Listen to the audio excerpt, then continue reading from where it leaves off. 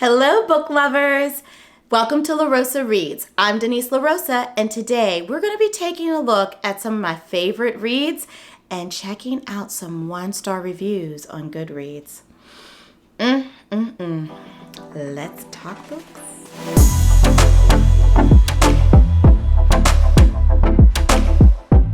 So I don't remember which booktuber did this, but I remember watching a one-star reviews on my favorite reads video, and I thought, how clever and fun is that? So here I am. Imitation is the greatest form of flattery. So whoever you are, shout out to you. If I remember who you are, I'll put you in the description box below. How about that?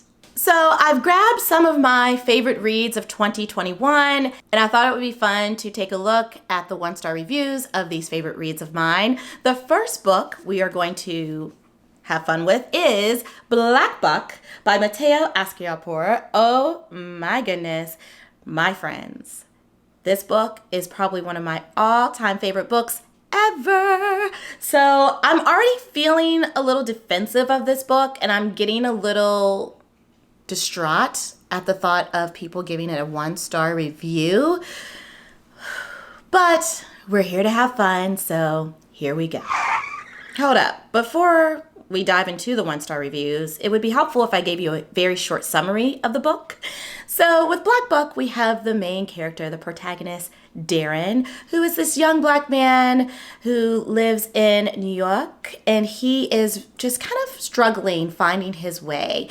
He graduated from high school and he hasn't really figured out what to do other than stay at home with his mom and work at a local Starbucks. He runs into a man who has a job in the same building where the Starbucks is located, where Darren works, and he's really intrigued by him. It gives me the Pursuit of Happiness vibes, where he's seeing these people walking around full of joy and wealth, and he's curious about what they do. He ends up working at this business, this company, after running into one of the main people that works there. It might even be the boss. Hang in there with me, because it's been like a while. And from there, the story just gets crazy. There are so many twists and turns, unexpected twists and turns in this book, and I'm not going to give you any spoilers. That's all that you need to know that this book is one of my favorites. Love it. Love the author. So let's check out these one-star reviews of Black Buck. Here we are. Oh, see, I have a 5-star rating. We'll check out some of these one-star reviews. I'm nervous. Well, there are quite a few. Let's try this one. Let's see what Jess said. Jess says, this novel was one of the hardest for me to get through in years. What? She only finished it for a book club and has read some very terrible stuff this year, which was 2021. I'd like to change the genre of this novel to high fantasy, not because of the race issues depicted here, but because of the corporate culture described. While a retelling of The Wolf on Wall Street with a black protagonist sounds like a good idea, someone else should have written it. Don't be talking about my Matteo. I'm not liking this. If you're looking for something similar, but actually well written, I don't even want to know. I don't even want to know what you're recommending. All right, moving along. I work in the corporate world in NYC. The world Aschiapour created was far from corporate NYC. If this novel read as satire, maybe it would work, but satire depends on humor, and this novel very much lacks any. In fact, there is so much sincerity in this novel that I find it hard to believe that this was written as satire at all. It feels like that claim was added once everyone realized how unrealistic the plot was. All right. So the book started off not feeling like satire. I didn't even realize that it was satire. So I could kind of see where Jess is going with that. But I feel like this book was really brilliantly done because it just embodies so many different genres all at once. Satire's one, but it was just so profound, and to me, it starts off with a very easy to believe narrative, and then it evolves into getting, a little comedic, a little ironic. There's some irony there, and it just continues to evolve and morph into another genre. And I actually thought that that's what was appealing about Black Buck. I didn't find that to be annoying, and I don't think that it needed to be comedic to be considered a satire. So, I'm not, whatever. I can kind of see what you're saying, Jess, but I don't like it. I don't like it. Okay, Jess, you came after one of my favorite books, and you came after one of my favorite authors ever. I'm not happy about it. This is actually pretty hard, you guys, because I love these books, and it's like hurting my feelings as if I was the author of these books. But next we have 7 Days in June by Tia Williams. And when I say this book is spicy, it is that and then some. I absolutely devoured this book last summer in 2021. I was on vacation when I was reading it, and it was just delicious. This book. The characters, the main characters, the lovers are just gorgeous. They're just sexy and vibrant and intriguing. And Tia Williams, just her writing is phenomenal. I found myself laughing. I had a little tear in my eye. I had a little bit of sass and all the feels. She gave me all the feels with 7 Days in June. Eva and Shane are delightful. That's kind of a weird way of describing them because they're complicated and they're messy. So delightful's too light of a description, but I just found their stories to be amazing, and then their combined love story even more so. I am afraid to read a 1-star review, but here we go. Oh yeah, about the summary. About that. So we have Eva, a famous author. We have Shane, who's also a famous author. But before they were famous authors, they were high school students and spent 7 days in June together. And those 7 days were intense.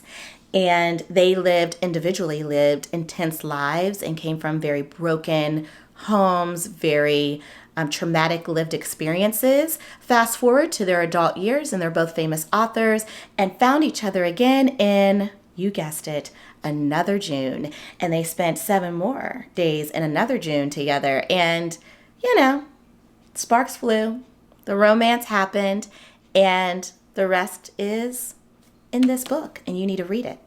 Okay. I love Tia. I love 7 Days in June. This is already hurting my feelings. As you can see, I gave it a 5-star rating. So let's scroll on here and see what the heck people are saying over in the 1-star review. Let's see what Jeanette is saying. Well, everybody's 1-star review is short.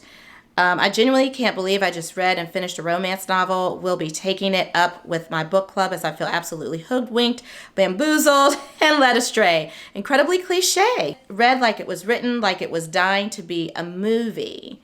Well, I definitely got some movie vibes from 7 Days in June, but I'm not quite sure that's a bad thing. I don't know. Like, what's your problem with that, Jeanette? I'm curious. And maybe one more.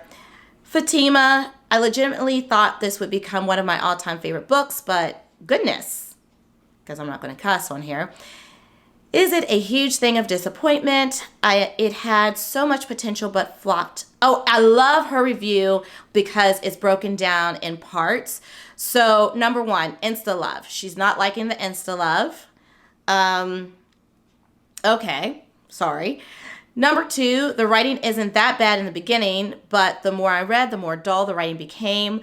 I feel like it was because the younger versions of Eva and Shane, the book read like teenagers, and then in their adult years, it read like they had matured. So I don't have a problem with that. 3, the side characters were horribly written. They were flat and didn't have anything interesting about them. Am I agreeing with a 1-star reviewer of 7 Days in June when I say I kind of get what you're saying here, Fatima. The side characters were pretty flat.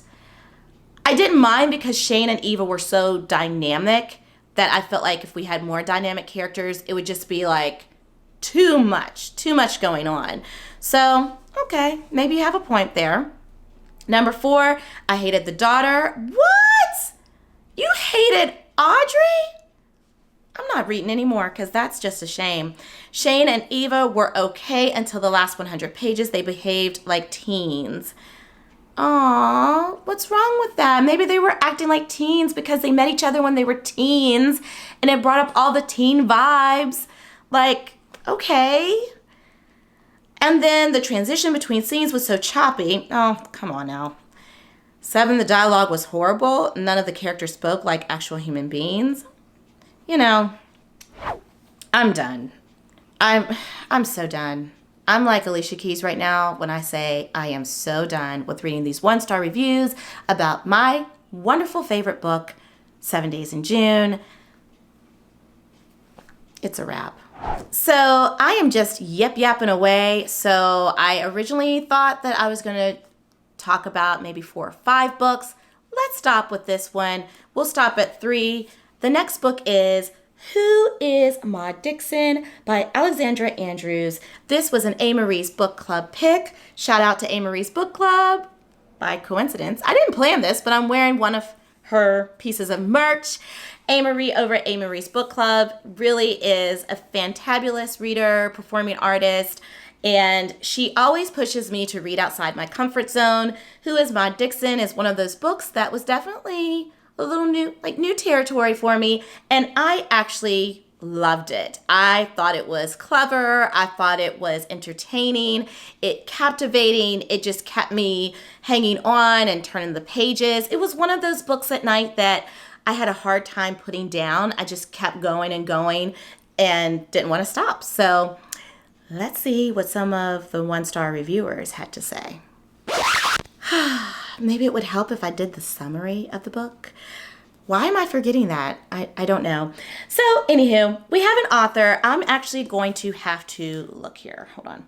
All right, bear with me because it's been a while since I've read this book. I'm going to actually read the jacket summary. Florence Darrow is a low-level publishing employee who believes that she's destined to be a famous writer when she stumbles into a job as the assistant to the brilliant novelist known as Maud Dixon, whose true identity is a secret. It appears that the universe is finally providing Florence's big chance.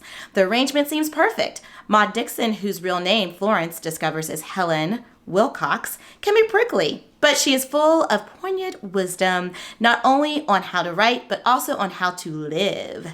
But when Florence wakes up in the hospital after a terrible car accident, with no memory of the previous night and no sign of Helen, she's tempted to take a shortcut. Instead of hiding in Helen's shadow, why not upgrade into Helen's life, not to mention her best-selling pseudonym? Oh my goodness. I loved the synopsis. I loved the concept. I was all about it, but apparently some other people were not.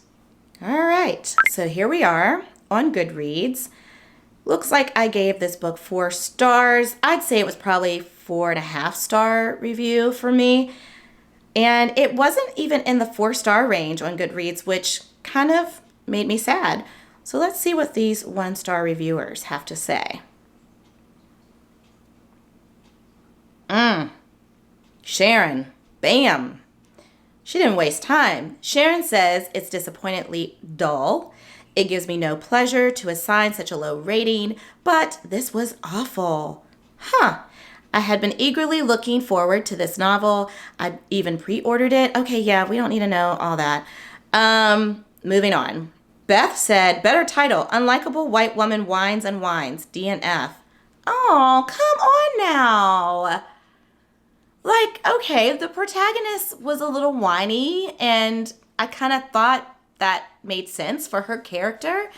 Like, it's okay to have a whiny character if that enhances the story. And I don't know. That's kind of rude. I liked her. All right, Jo Marie says, even after a very slow start, I kept reading this because I had read so many good reviews. I thought it had to get better. It didn't. Well, tell us why it didn't for you. There are so many preposterous plot twists, truly unlikable characters, and ridiculous ending. Listen, why? Why does it have to make perfect sense? Like, well, not even. Like, why does it have to be realistic? I went into this thriller-ish book thinking it was going to be a little out there, a little preposterous, but that doesn't necessarily have to be a bad thing. Sometimes I'm wanting the real, and sometimes I'm wanting the ridiculous and like escape. And this book was just that. It was totally an escape for me. And it wasn't like 100% unrealistic. Like, there were some elements that were a little far-fetched, like Florence running into a high school friend, like overseas in like a country other than the United States. Like, I mean, what are the chances of that? But I don't know. It is what it is. Woof. Zach says, woof. They say that your main character doesn't have to be likable as long as they are interesting. Florence Dara was neither. Okay, so Florence wasn't entirely likable. And honestly, she wasn't very interesting, but I think that was what was appealing for me about her. Like, because she was unlikable and like kind of plain and drab, it made it believable that she would actually want to assume someone else's identity. So I actually thought that it played well into the storyline. So I didn't have a problem with that. This was an incredibly boring, predictable, nonsensical, contrived book that had more holes than a mini golf course. Well, you know what, Zach? While I respectfully disagree with you, I have mad respect for your reviewing skills. Like, these writing skills are on point. I'm like, can we just appreciate how Zach framed that? Like, hey, I mean, you don't have to agree with me, but I'm digging your writing. I might like start following your reviews. So don't agree with you about who is Maud Dixon, but I can dig it. I can dig your writing. All right, so there you have it. 1-star reviews of 3 of some of my favorite books in 2021 that include Black Buck, 7 Days in June, and Who is Maud Dixon. Did you read any of these books? Did you like them? I won't come after you if you didn't agree with my opinions of the books. In fact, I'm curious. I think it's kind of fun to read 1-star reviews and get different opinions. So let me know in the comments below if you have read any of these books and what you think of them. And I kind of like doing this video. I might do this periodically. It was pretty fun. I also have some other videos. Check them out, including this video up here.